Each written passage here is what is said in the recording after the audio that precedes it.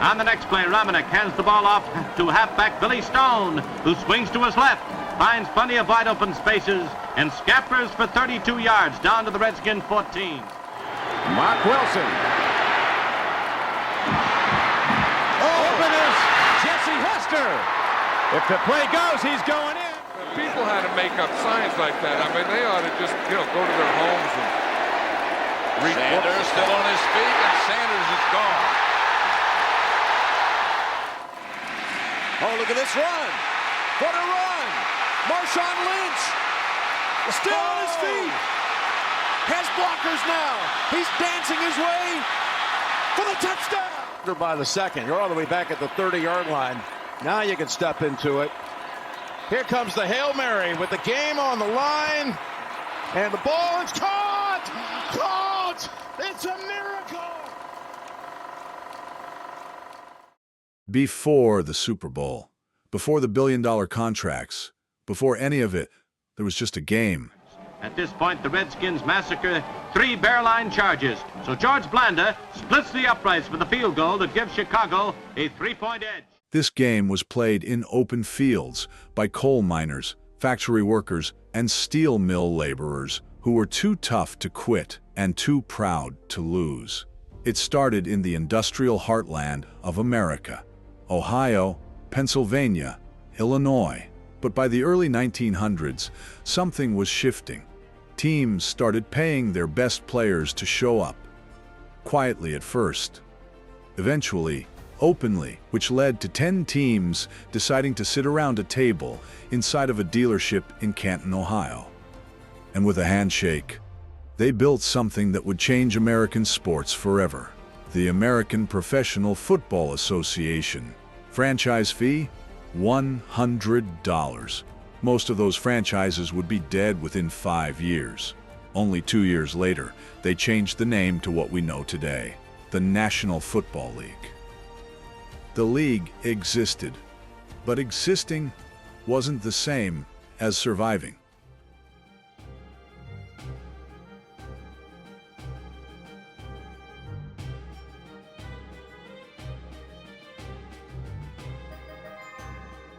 In the 1920s, NFL football looked nothing like what you know today.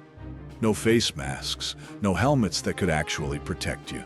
Just leather caps, wool jerseys, and frozen fields that turned to mud by the second quarter. The plays were brutal. The pay was worse. Most players held day jobs during the week and played football on weekends for a few extra dollars, if the team could even afford to pay them at all. And the teams themselves, here today, gone tomorrow, the Duluth Eskimos, the Pottsville Maroons, the Frankfurt Yellow Jackets, the Hammond Pros, the Muncie Flyers, names that football forgot, teams that burned bright for a season or two, then vanished, quietly, like they were never there.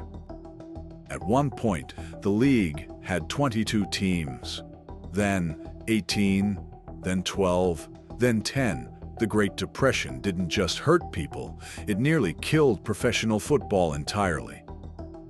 Attendance dropped to almost nothing. Teams couldn't make payroll. Owners were personally covering losses out of their own pockets just to field a roster on Sunday. The NFL was bleeding out, and nobody outside of a handful of Midwestern cities even cared.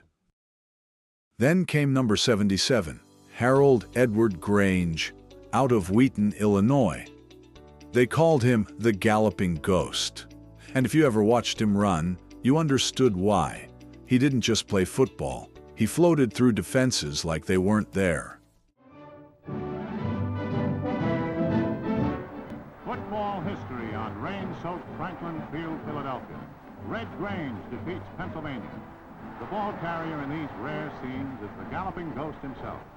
In 1925, Grange left the University of Illinois and signed with the Chicago Bears. His agent, one of the first in sports history, immediately put together a barnstorming tour. 17 games, 66 days, coast to coast. Crowds that had never watched a professional football game in their lives showed up by the tens of thousands just to see one man run. For the first time, people outside the Midwest knew the NFL existed. Something had changed. A seed had been planted. And as the country slowly began to pull itself out of the darkness, so did the National Football League. By the late 1940s, the NFL had survived the Depression. But now, it faced something new: competition. The NFL had won America. It had crushed its competition, absorbed its rivals, planted its flag in every major city it wanted. As far as the league was concerned, the war was over. They were wrong. His name was Lamar Hunt, son of one of the richest men in the world. Soft-spoken, polite, the kind of man who never raised his voice in a meeting. He walked into the NFL's offices in 1958 with a simple request. He wanted to buy a franchise. They told him no. He asked again. They told him no again. That was a mistake. Because Lamar Hunt didn't go home and give up. He got on the phone. And by August of 1959, he had convinced 7 other rejected, overlooked, and flat-out ignored businessmen to build their own league. The American Football League. 8 teams, brand new cities, a brand new brand of football. And from day one, the AFL had attitude. The NFL was amused, unbothered, completely unconcerned. But the AFL wasn't trying to copy the NFL. They were trying to embarrass it. More passing, more scoring, more personality, more fun. While the NFL ran the ball and played it conservative, the AFL was throwing it all over the field and letting their players actually have personalities. And then came the money. Both leagues started throwing cash at the same college players, signing bonuses, guaranteed contracts, under-the-table deals in hotel rooms.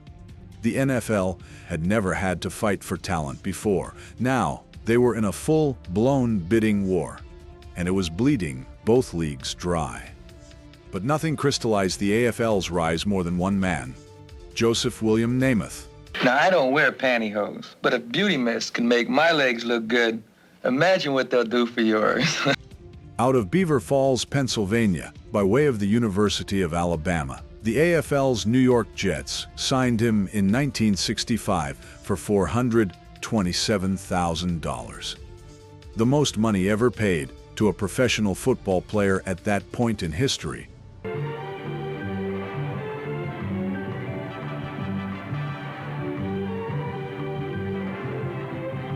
This made way for the new Silver and Black Raiders, Kansas City Chiefs, Austin, Houston, San Diego, Denver, cities the NFL had ignored. By 1966, both sides were exhausted. The bidding wars were unsustainable. The talent drain was real.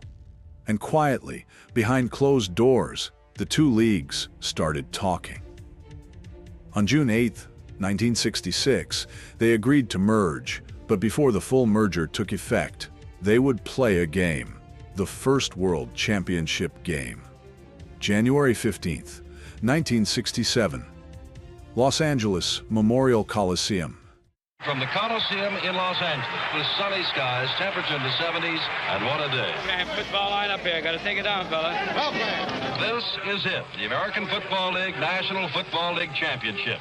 The Kansas City Chiefs, winner of the championship in the newer AFL against the Green Bay Packers, who have won the NFL championship. The NFL's Green Bay Packers, Lombardi's Packers, handled the AFL's Kansas City with a final score of 35-10. The merger was complete. By 1970, two leagues, one shield. The AFL's teams didn't disappear. They became the AFC.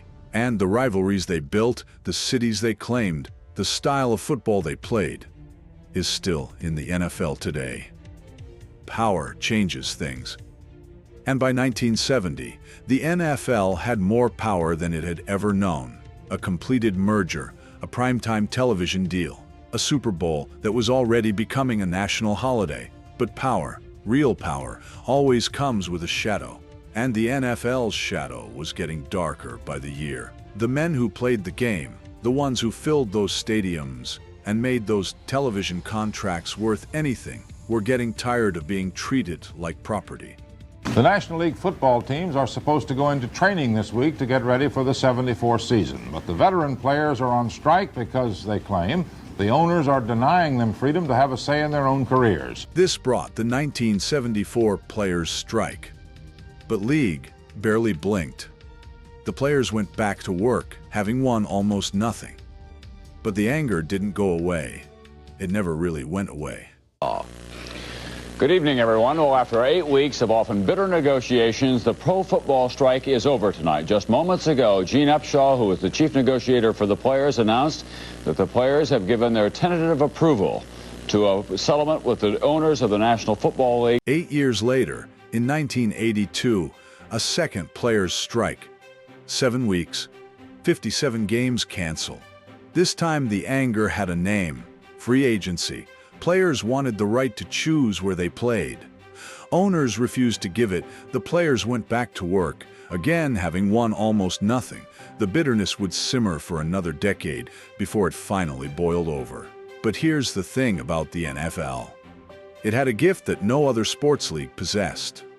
No matter what happened off the field, the games kept coming. 15 seconds to air. Stand by, all cameras. Ready with slow motion and isolated cameras. Stand by, videotape, and roll tape. And tape is rolling in less than 5, in 3, 2, 1. Take tape.